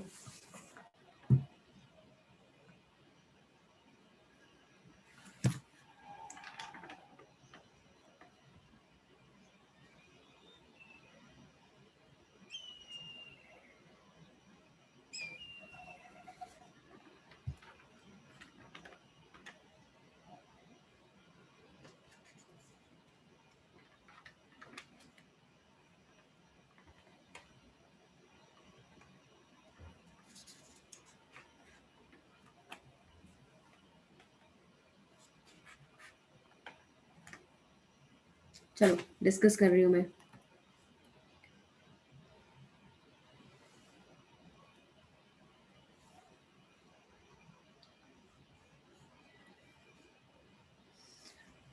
ठीक है, अब मेरे पास कोई एटम है. ठीक है, जो भी एटम है, मैं उसका एवरेज एटॉमिक मास अगर यहाँ पे लिखना चाहूँ, एवरेज एटॉमिक मास तो कितना है हमारे पास, 496. ठीक है, इसके दो आइसोटोप्स हैं. Okay, let's say this is your isotope 1 and this is your isotope 2. Isotope 1 का आपको एटॉमिक मास गिवन है, दैट इज योर 470, और दूसरे का एटॉमिक मास गिवन है 600. अब परसेंटेज अगर मान लेते हैं इसका परसेंटेज x परसेंटेज है, तो ये कितना हो जाएगा, 100 माइनस x परसेंटेज. ठीक है, तो अब हम सीधा फॉर्मूला लगा देते हैं. एवरेज एटॉमिक मास कैसे हो, कितना होता है, average atomic mass is equal to जो भी आइसोटोप 1 का परसेंटेज है इनटू उसका एटॉमिक नंबर. ठीक है, प्लस परसेंटेज जो भी आपका आइसोटोप का 2 है इनटू उसका एटॉमिक नंबर या atomic mass basically, divided by 100. तो पहला वाला क्या है, 470 इंटू एक्स, प्लस दूसरा है 600, 100 माइनस एक्स डिवाइडेड बाय 100. तो x की वैल्यू जब यहाँ से 496 ऑलरेडी गिवन है, तो जब आप इसको सॉल्व करोगे तो x की वैल्यू जो है वो निकल के आ जाएगी 80%. अगर x 80% है, दैट मीन्स आइसोटोप 1 80% है, तो आइसोटोप 2 कितना हो जाएगा, 100 minus 80, that means 20%. Is that clear? समझ में आया सबको? कोई डाउट है तो पूछ लो.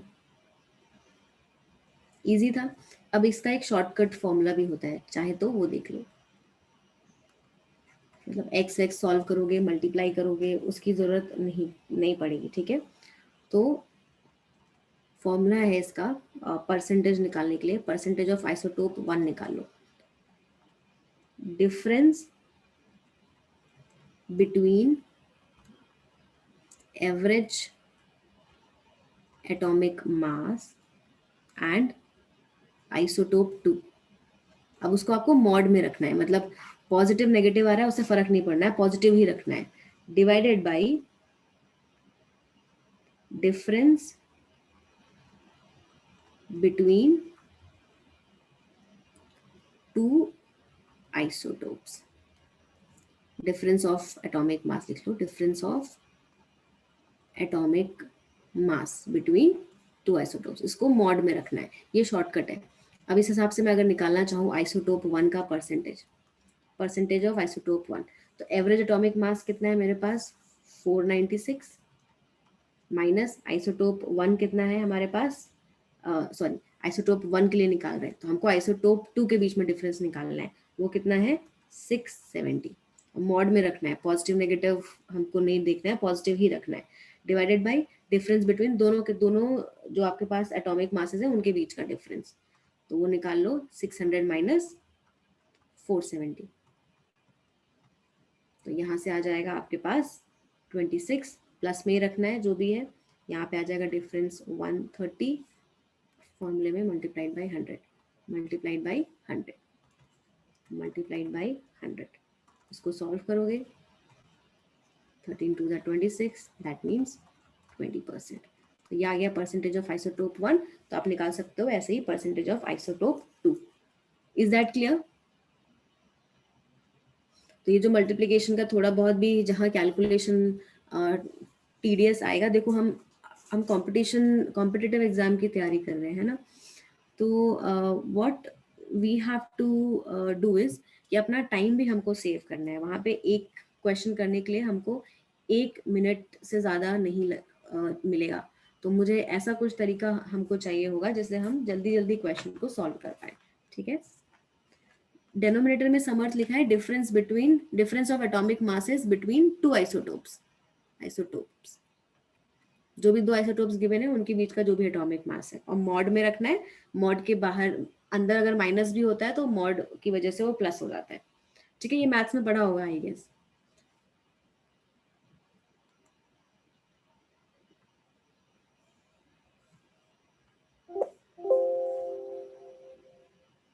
यस और नो?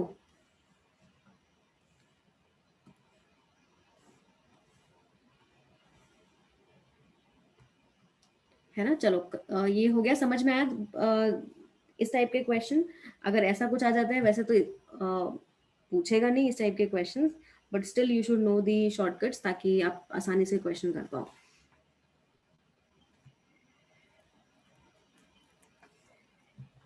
ओके चलो, नेक्स्ट टॉपिक है आपके पास average molecular mass.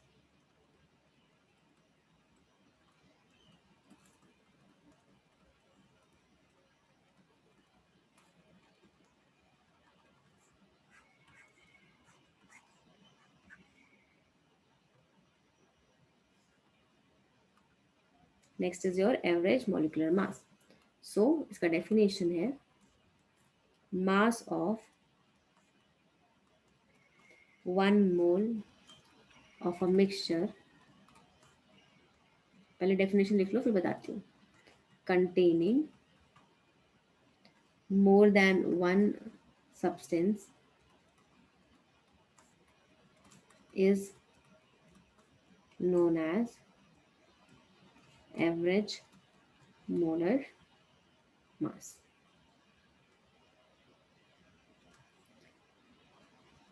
It is normally applicable for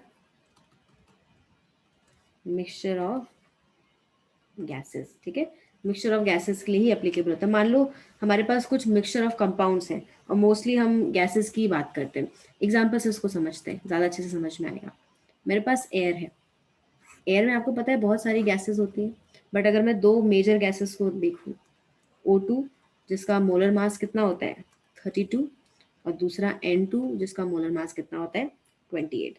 तो अगर मुझे कोई ऐसा क्वेश्चन दे दे और बोल दे कि air contains majorly nitrogen and oxygen, और फिर हमको कुछ सॉल्व करना है, तो उसके लिए मुझे क्या करना पड़ेगा, एवरेज मॉलिक्यूलर मास निकालना पड़ेगा, ठीक है.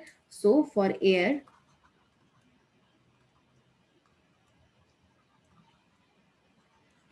average molar mass will be in between 28 and 32. इनके बीच में ही होगा क्योंकि यही आपके दो मेजर गैसेस प्रेजेंट होते हैं एयर में. ठीक है. अब आपको ये पता है कि percentage of N2 is high, so the molar mass of air will be greater than 28 but less than 32. ठीक है. 28 से ज़्यादा ही होगा, है ना, क्योंकि परसेंटेज जो है N2 का ज़्यादा है और इसकी जो भी वैल्यू आएगी वो किसके बीच में रहेगी, इन दोनों गैसेस के बीच में ही रहेगी. तो सिंपल सा इसका फॉर्मूला है average molar mass is equal to जो भी टोटल मास है डिवाइडेड बाय टोटल मोल्स, कि कितने मोल्स में वो प्रेजेंट है. ये आपके पास फॉर्मूला हो गया एवरेज मॉलिक्यूलर मास का. Is that clear? समझ में आया कि नहीं आया?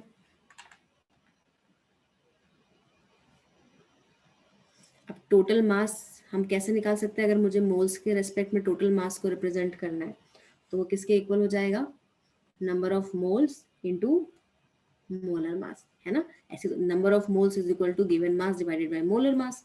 तो ये टोटल मास किसके इक्वल हो जाएगा, n इनटू मोलर मास. तो हम इसी फॉर्मूले को थोड़ा इस तरीके से भी लिख सकते हैं.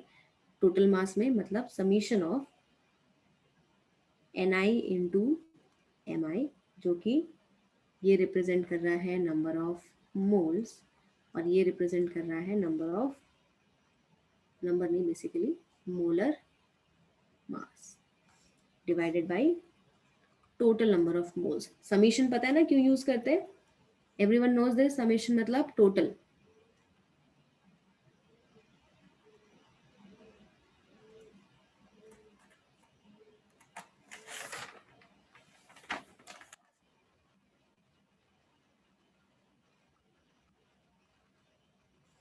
सो दिस इज योर, एक और तरीके से आप इसको बेसिकली रिप्रेजेंट कर सकते हो और कुछ नहीं. So write down this.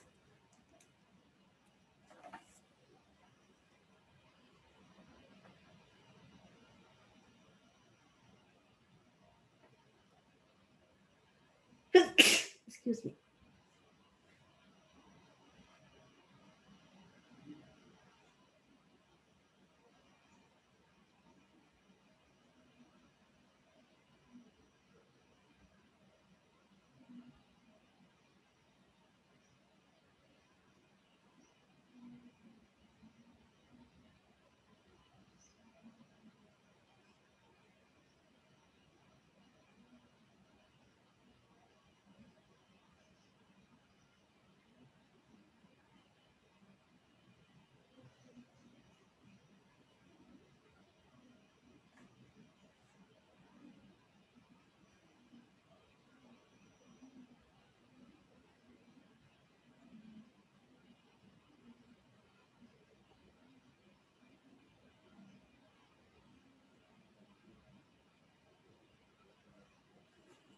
चलो क्वेश्चन करें अब इसके बेसिस पे.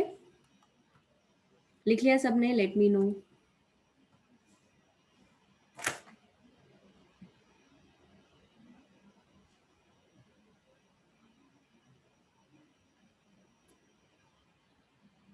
क्या रिपीट करना है बेटा? फॉर्मूला ही है, क्या रिपीट करना है संपदा? कि मुझे अगर एयर है, एयर में O2 और N2 प्रेजेंट होता है और मुझे उसका एवरेज मोलर मास निकालना है तो जो भी उसका टोटल मास होगा डिवाइडेड बाय टोटल मोल्स कर देंगे. टोटल मास, अब क्वेश्चन में जरूरी नहीं है कि मास गिवन हो, क्वेश्चन में मोल्स के टर्म्स में गिवन है, तब क्या करोगे? सो फॉर दैट आपको पता है टोटल मास किसके इक्वल होता है, number of moles multiplied by molar mass. तो वही मैंने लिख दिया है. और इनका समीशन आई मतलब आई नंबर ऑफ गैसेस, जितने भी नंबर ऑफ गैसेस होंगे. और यहाँ पे भी टोटल नंबर ऑफ मोल्स मतलब जितने भी गैसेस हैं. यहाँ पे तो हमने दो ही लिया बट बहुत सारे हो सकते हैं ना, n नंबर हो सकते हैं. तो उसके लिए हम इसको आई से रिप्रेजेंट करते हैं बस.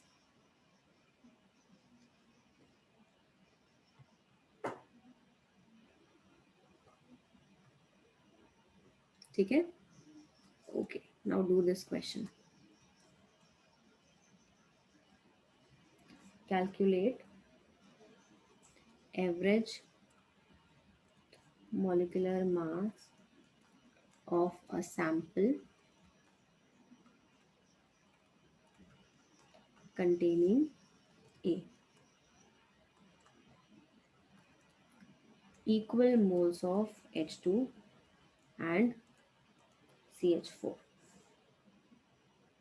देखो मोल्स के टर्म्स में गिवन है, वो आपको इतना आसान क्वेश्चन थोड़ी देंगे कि मास ही दे दे डायरेक्टली और आप फॉर्मूला में लगाओ और आंसर आ जाए. थोड़ा बहुत ट्रिकी क्वेश्चन करेंगे. दूसरा है equal mass of H2 and CH4. अब उन्होंने दिया नहीं कि कितना मास है, आप निकालो कैसे करोगे. या फिर 2 moles of O2, third part है, 3 moles of CO2 and 5 moles of SO2. करो ये क्वेश्चन.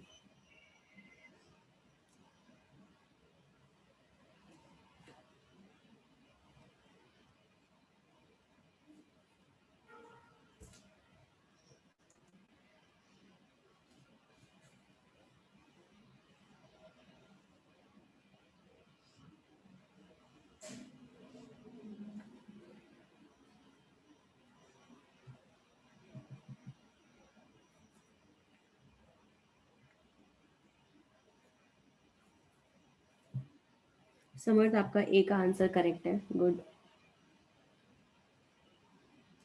सेकंड वाले में पूरा सॉल्व करने की जरूरत नहीं है, मुझे फ्रैक्शन में ही आंसर बता देना.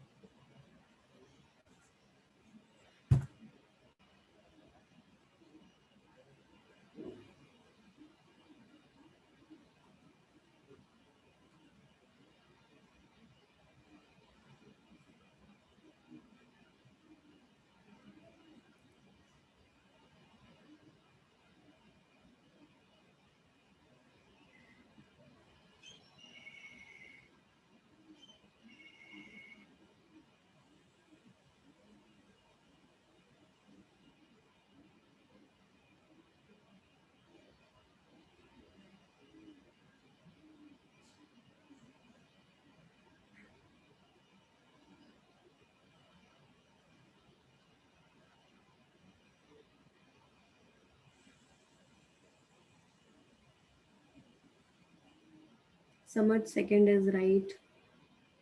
लिख दो एन के फॉर्म में कैसे आंसर आ रहा है.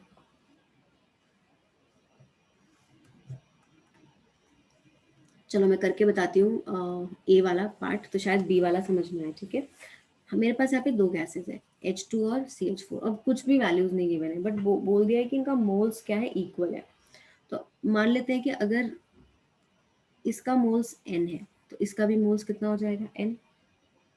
ठीक है, अब अगर मुझे इसका मास निकालना है तो मास किसके इक्वल होता है, जो भी आपके पास number of moles into molar mass. H2 का मोलर मास कितना होगा, 2, तो मैंने यहाँ पे लिख दिया 2. और ऐसे ही मुझे मास निकालना है अगर CH4 का, तो number of moles into molar mass of CH4, that is 16. तो ये मास हो गया. और फॉर्मूला क्या है, एवरेज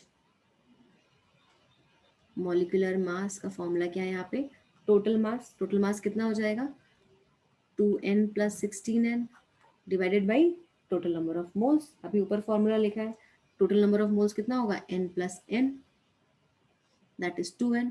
तो ये कितना हो गया, 18n डिवाइडेड बाई 2n. ये कैंसिल हो गया, 2 9 18. तो एवरेज आपके पास मॉलिक्यूलर मास की वैल्यू कितनी हो जाएगी, 9. ठीक है, यहाँ से आप एक चीज लर्न भी कर सकते हो जो आपको आगे भी यूज हो जाएगा. If moles are equal, you will get the average value. मतलब मेरे को ये सब ताम झाम करने की जरूरत नहीं थी, मैं यहाँ से ये भी कर सकती हूँ क्योंकि मोल्स इक्वल है, तो दोनों का जो भी मॉलिकुलर मास है 2 + 16 डिवाइडेड बाई 2, मतलब जितने भी नंबर ऑफ वैल्यूज हैं, तो कितना हो गया 19/2 इज सॉरी 18/2 इज 9। तो ऐसा डायरेक्टली भी कर सकते, किसी भी चीज का आप एवरेज कैसे निकालते हो, जो भी उसका वैल्यू है उसको ऐड करके डिवाइडेड बाई नंबर कर देते हो, है ना, वही तो होता है। तो वही हम इसमें भी कर रहे हैं कि अगर मोल्स इक्वल कर दिया तो ये एन वेन करने का जरूरत नहीं है, डायरेक्टली आप एवरेज निकाल लो। ठीक है, अभी समझ में आया। अब सेकंड में बोल दिया है कि इसी में इक्वल मासेस गिवन है, ठीक है, मास है तो एज्यूम कर लेते हैं H2 का वेट W है, ओके, और ये भी W हो जाएगा, ठीक है। तो यहाँ से अगर मुझे मोल्स निकालने, तो मोल्स कितना होता है, गिवन मास W है divided by molar mass H2 का कितना होता है 2, ऐसे ही इसका भी गिवन मास W है डिवाइडेड बाय मोलर मास कितना है 16। अब आपको पता है एवरेज फॉर्मूले में लगाना है, कुछ नहीं करना है। Average molecular mass is equal to total number of moles, total number of moles कितना हो जाएगा W/2 plus W/16 whole divided by sorry total mass, so I am so sorry, total mass कितना हो जाएगा यहाँ पे W प्लस W और divided by total number of moles which will be equal to W/2 plus W/16। इसको solve करोगे ऊपर हो जाएगा 2W divided by you will have 9W/16, ये कैंसिल हो गया, तो अल्टीमेटली वैल्यू निकल के क्या आएगी 16 × 2 = 32/9। समझ में आया? क्या डिफिकल्ट थे ये क्वेश्चन?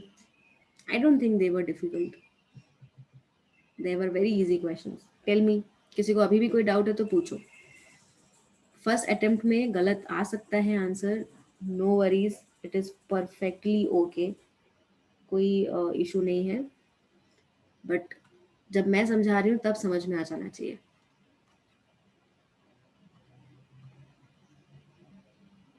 है ना, making mistakes is never a bad thing, है ना, making mistakes is always going to take you ahead, but अब ये नहीं कि एक ही मिस्टेक आप बार बार करो, है ना, जो भी मिस्टेक किया उससे सीखो और ये कोशिश करो कि नेक्स्ट टाइम उसको रिपीट नहीं करना है। नाउ 3 पार्ट में आपको, थर्ड वाले पार्ट में आपको नंबर ऑफ मोल्स गिवन है, सब कुछ गिवन है, तो average molecular mass for gases will be equal to total number of mass। total number of mass कैसे निकालते हो आप, mass is equal to जो भी आपके पास मोल्स है इनटू molecular mass। बहुत बार अब हम यूज कर चुके हैं, अब नहीं भूलना।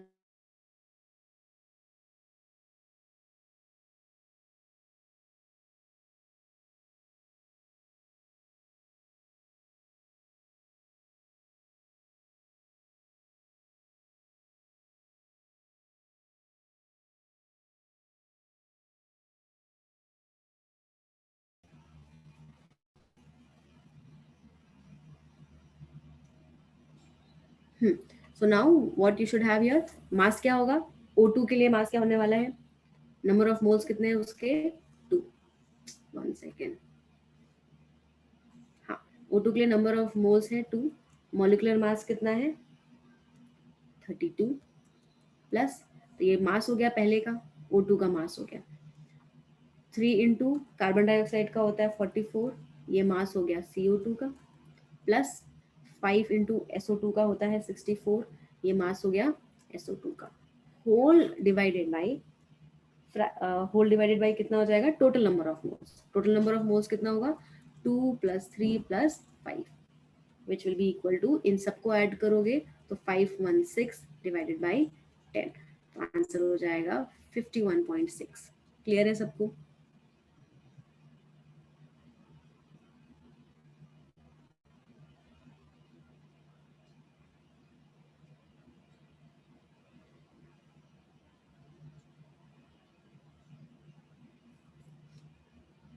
जॉन 17.5 कैसे आया, सब गलत क्यों कर रहे हो, अफाक का भी गलत आया है। टेल मी, समझ में आया क्या, इसमें क्या मिस्टेक्स कर रहे हो, I don't know what mistakes you are doing.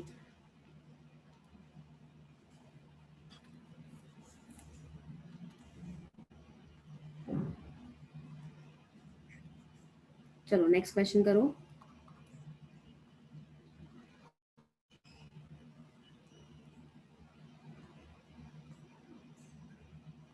Average molar mass of ozonised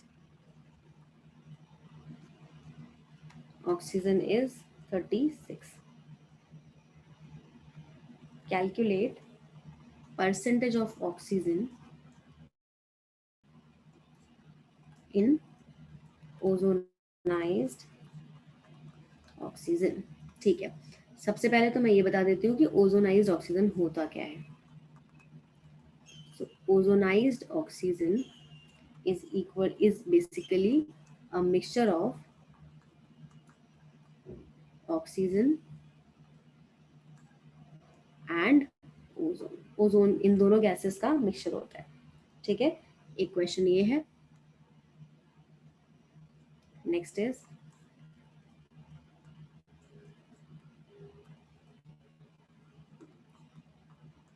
average molecular mass of a sample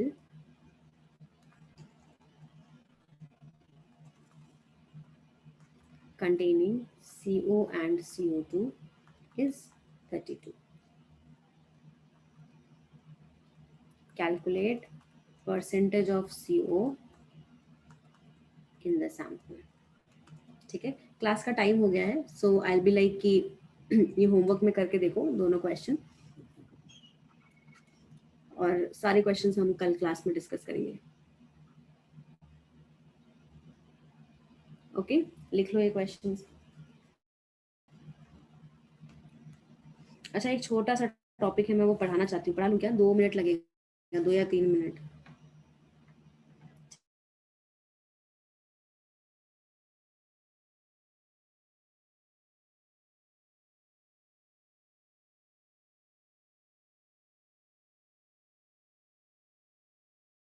वो बहुत स्लो चल रहा है, तो ये क्वेश्चन आप होमवर्क में करना।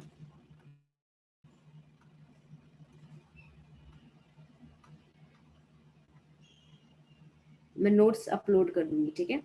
नेक्स्ट कॉन्सेप्ट है आपके पास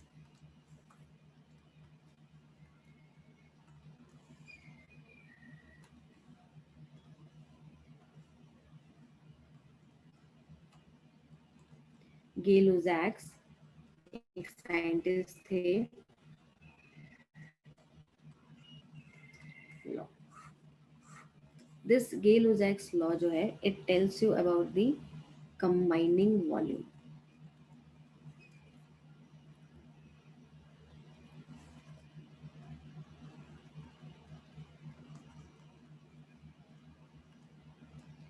ठीक है, अब व्हाट द लॉ सेज, पहली बात तो लॉ लिख लो। Gases combine in the simple ratio of their volume, provided all measurements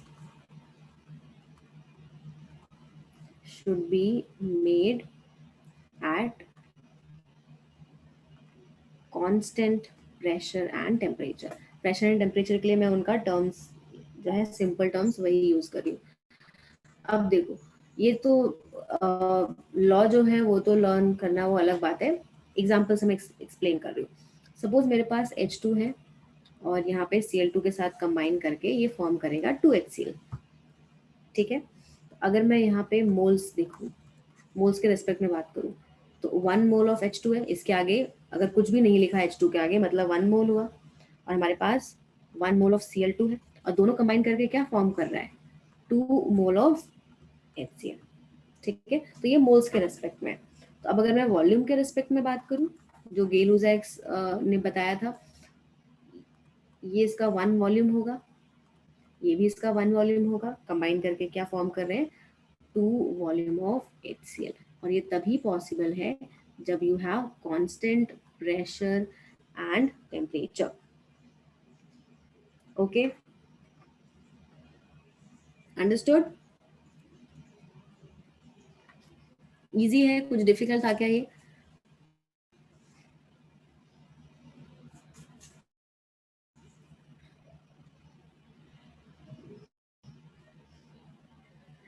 चलो आपका एवोगैड्रोज हाइपोथेसिस।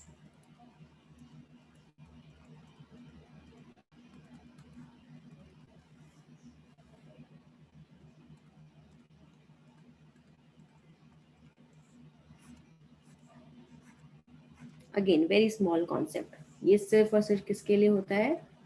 For gases. ठीक है, ये हाइपोथेसिस है। तो एवोगैड्रो ने क्या कॉन्सेप्ट दिया कि equal volume of all gases contain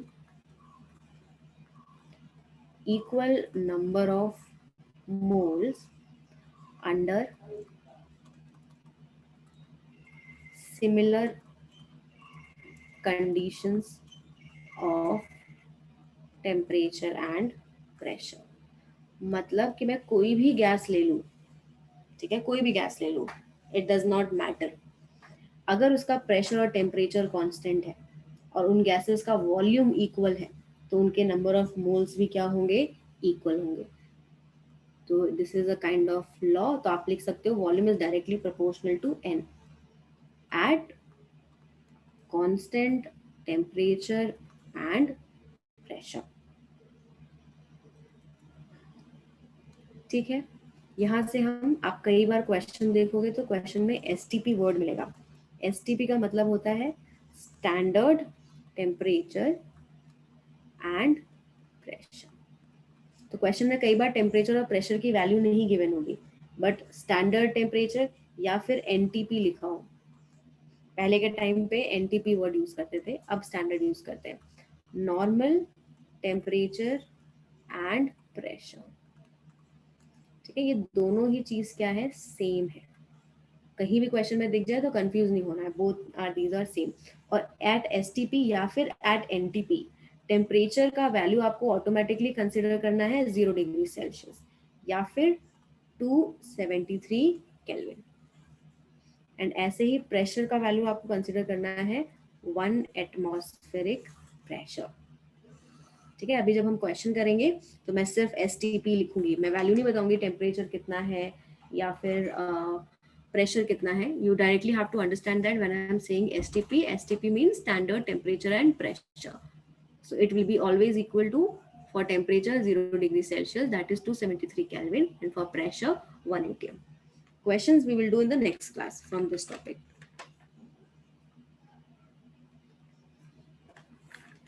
ठीक है, तो आज की सभा समाप्त करते हैं। ठीक है, आई will C you next time. Homework में आपको काफी क्वेश्चंस दे दिए हैं, 5 आई थिंक ऑलमोस्ट 8 या फिर 9 क्वेश्चंस होंगे। बेटा चैप्टर काफी बड़ा है संपदा। Okay, I think theoretical portion is very less. I guess theoretical portion में हमने पढ़ा ही क्या है? कुछ भी नहीं पढ़ा। हमें कॉन्सेप्ट का फॉर्मूला और एवोगैड्रोस नंबर के टर्म्स में, मास के टर्म्स में कुछ छोटे छोटे 1-2 फॉर्मूला ही तो पढ़ रहे हैं हम। इतनी जल्दी चैप्टर कैसे खत्म होगा, है ना? I think I am just making you practice more questions. Question जितना प्रैक्टिस करोगे उतना ही it will be easy for you future में। पूरा फिजिकल केमिस्ट्री में नीट वाले बच्चों के लिए स्पेशली बोल रही हूँ, नीट वाले बच्चों को फिजिकल केमिस्ट्री में बहुत दिक्कत होती है। तो इट्स बेटर जैसे जैसे मैं बता रही हूँ वैसे वैसे धीरे धीरे क्वेश्चंस को समझते हुए करना है। Is that clear to everyone?